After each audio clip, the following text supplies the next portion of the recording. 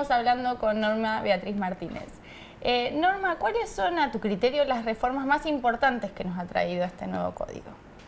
Tarea difícil la que me has impuesto porque realmente este código supone un cambio de paradigma relevante. Creo que el más importante es el cambio de paradigma en el derecho de familia. En el derecho de familia, que son muchísimas las modificaciones, muchísimas. En el derecho de familia, la presencia ahora en este código del divorcio express, por ejemplo, unilateral, sin necesidad de que las dos partes lo planteen, basta con que una sola de ellas manifieste que ha perdido el afecto y simplemente el divorcio es absolutamente un proceso mucho más rápido.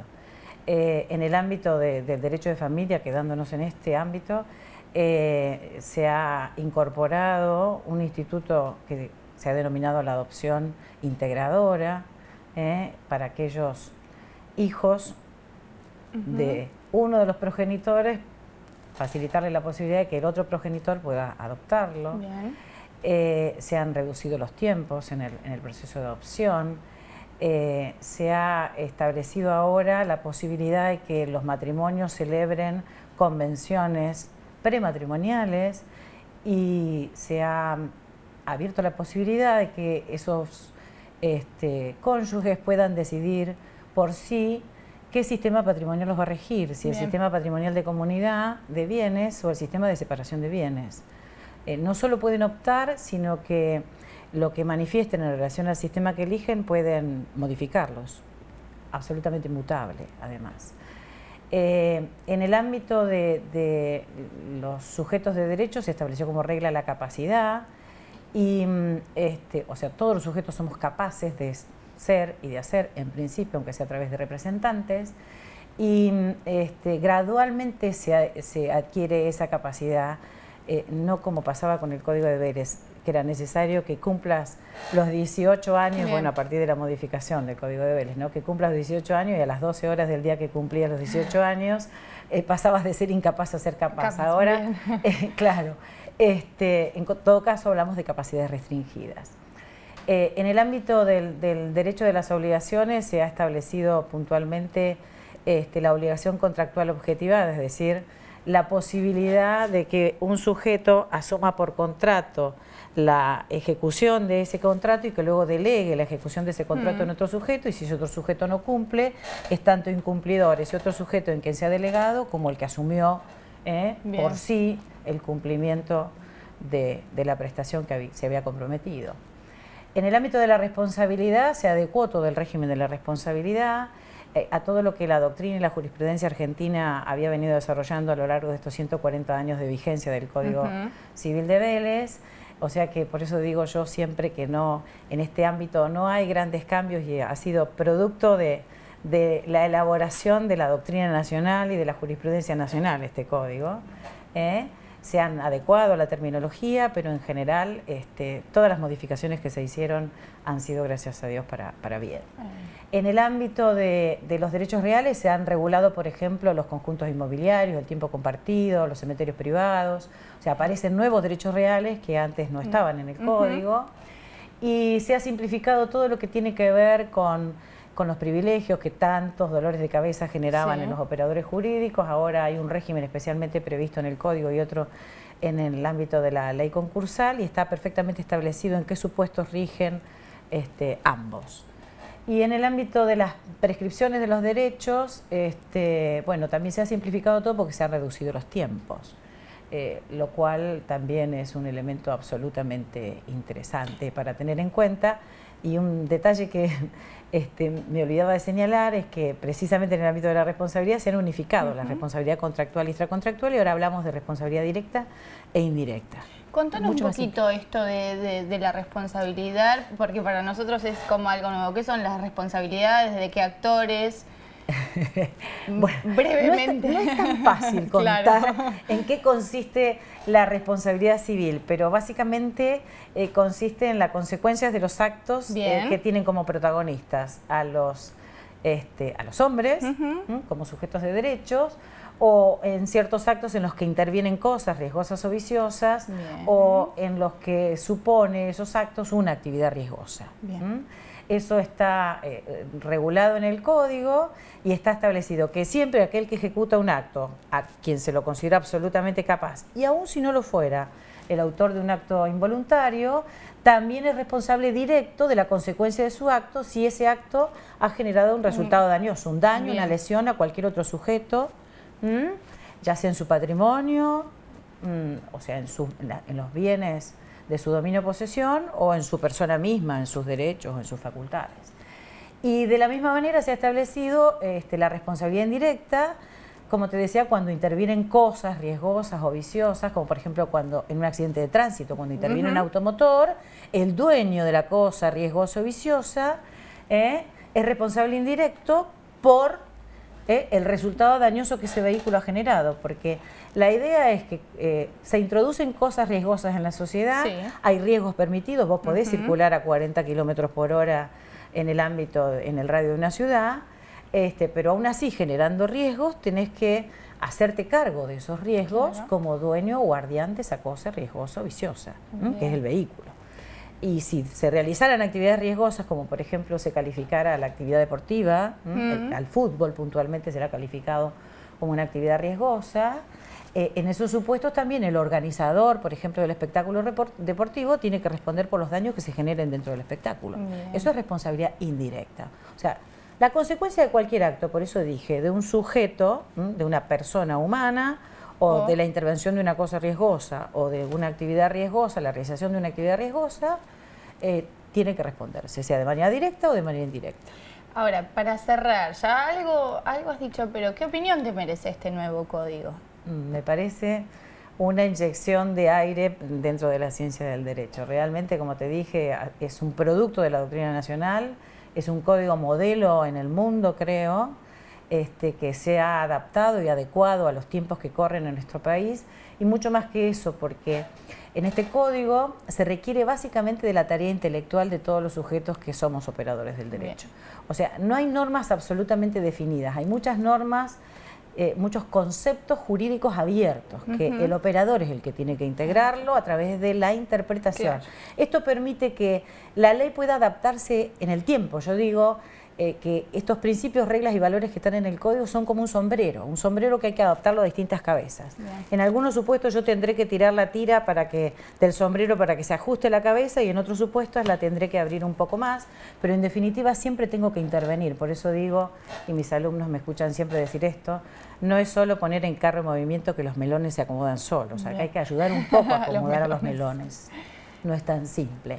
Me parece realmente, por eso digo, la tarea que podamos realizar desde la universidad, me parece, desde la Facultad de Ciencias Económicas y Jurídicas, me parece por eso súper relevante. Importante. Te agradecemos muchísimo por esta charla. Bueno, yo te agradezco muchísimo a vos, y me parece muy interesante realmente que exista este canal de difusión para poder dar a conocer a toda la comunidad lo poco o mucho que trabajamos, pero sin ninguna duda con muchas ganas de hacerlo. No, claro que sí. Nosotros seguimos con nuestro programa.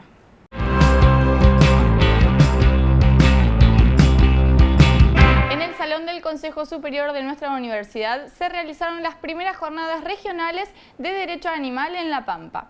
En este encuentro se debatieron distintas temáticas de interés social vinculadas a los derechos de los animales.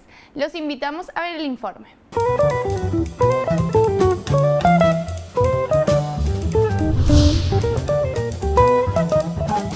Como agrupación somos la agrupación reformista Sumate. Nosotros más que nada siempre intentamos impulsar temáticas que vemos que generan un cambio social, pero que muchas veces se toman como tabú y no hay gente que se anime justamente a hablar del tema. Entonces nosotros veíamos un gran cambio social en cuanto al derecho animal, que la gente en los medios de comunicación, en las redes sociales, se interesa todos los días por noticias relacionadas a la crueldad animal, a temáticas de ese estilo.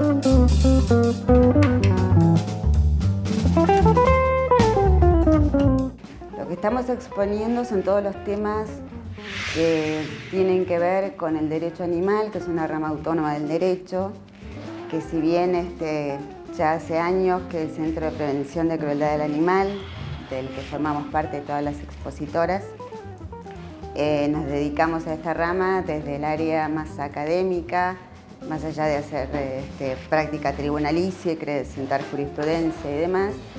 Y así fue como en el año 2012 se organizó el primer Congreso Nacional de Derecho Animal en Córdoba y se creó la primera cátedra de Derecho Animal en la Universidad de Derecho como materia, porque es una rama autónoma con objeto autónomo, que hace 30 años que existe en otros países, pero bueno, y que en estos años, desde 2012, ha crecido muchísimo. Ya en casi todas las provincias, en los colegios de abogados, hay salas o institutos de derecho animal. Bueno, la jurisprudencia avanzó muchísimo y también en el año 2013 mis colegas dieron en la UBA para graduados talleres y tuvo mucho éxito y mucho interés esta nueva rama del derecho.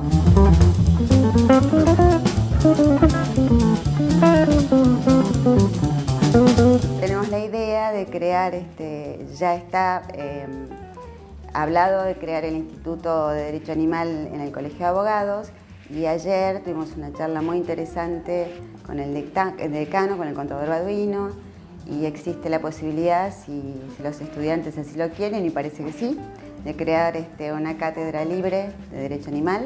Hemos hablado de la historia de la filosofía relacionada con este tema, de las diferencias y coincidencias del derecho ambiental y el derecho animal, de qué es el derecho animal como rama autónoma. Después vamos a hablar de la Ley 14346, que tiene 61 años y que, bueno, y que recién en los últimos años empezó a haber jurisprudencia porque está dentro del Código Penal. Vamos a ver todos los supuestos y la jurisprudencia, que también ha avanzado muchísimo y ya usa el lenguaje que usamos para referirnos a los animales como sujetos de derecho. Y este tema de los animales no humanos como personas no humanas.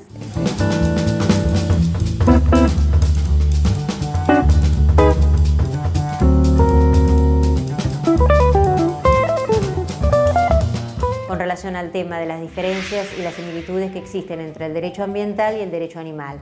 Fundamentalmente el hecho de que para el derecho ambiental el animal es parte del ambiente, el animal es parte de la especie y como tal es como lo que tenemos que proteger, siempre desde un punto de vista muy antropocéntrico, desde un punto de vista de la mirada del hombre. Esa es la justificación, porque muchas veces se ordena la cacería o la matanza de determinados animales porque se los considera plagas, o se conserva otros porque se supone que deben ser protegidos porque merma la cantidad de esa especie. En cambio, para el derecho animal, cada animal es un individuo en sí mismo y la relación que se establece con el hombre es una relación de sujetos diversos, pero sujetos al fin, ambos. Estamos inmersos, desgraciadamente, en una sociedad violenta. Esa violencia se ejerce contra todos los otros.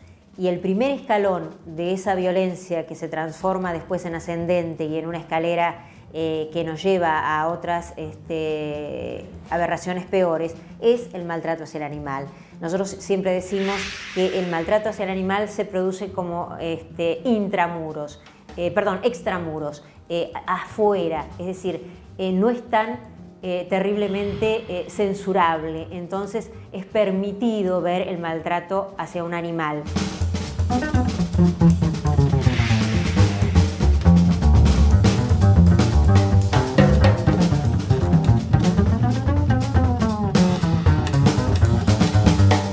El Centro de Prevención de Crueldad hacia el Animal y otras instituciones afines promueven la concientización sobre el respeto hacia los animales junto con la legislación y la educación sobre el tema. Ahora llegamos al final de este programa. La vía de comunicación es ulpamtv@gmail.com. Nos encontramos la semana que viene.